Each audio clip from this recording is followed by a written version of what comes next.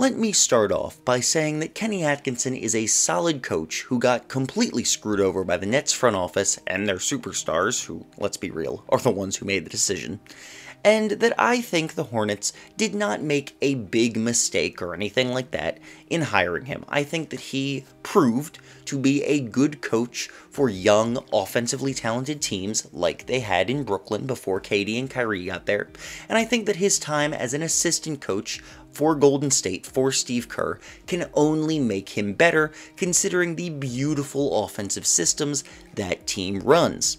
With all that said, I think the perfect coaching choice for the Charlotte Hornets would have been Mike Dantoni. Now I know the dude has his issues. He doesn't make good playoff adjustments. He's got some problems with over-relying on a heliocentric system.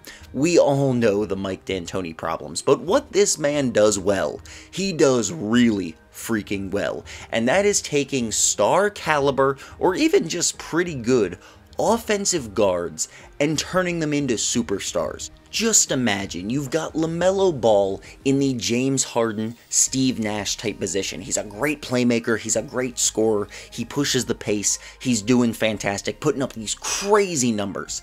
Then beside him, you've got Terry Rozier, Gordon Hayward when he's healthy, Miles Bridges is out there running and catching dunks and making crazy highlights with LaMelo.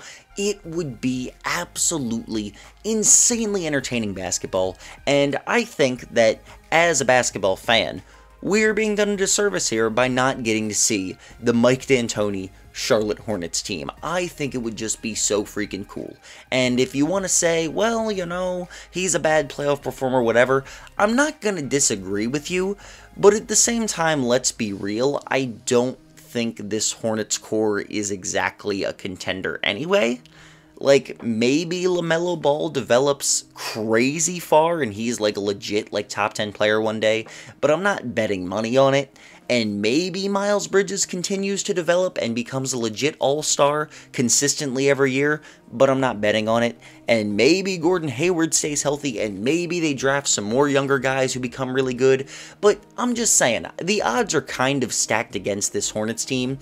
So what I would rather have than Kenny Atkinson, who is a decent coach, but a bit inconsistent, and we don't have enough evidence to say that he's definitely going to take this team to the playoffs every year, I would rather have Mike Dantoni, who would make this easily, in my opinion, the most entertaining team in the entire league. They would probably suck defensively, but on offense, oh my goodness, this team would be so fun to watch, and they would be making the playoffs every year, and they'd have multiple All-Stars every year most likely, and they'd probably be losing in the first or second round, but you know what? I think they're going to do that no matter what, so it doesn't really matter. So in my opinion, as both a hypothetical GM for the Hornets, and especially as a basketball fan, I think Mike Dantoni should have been the man given the Hornets coaching position.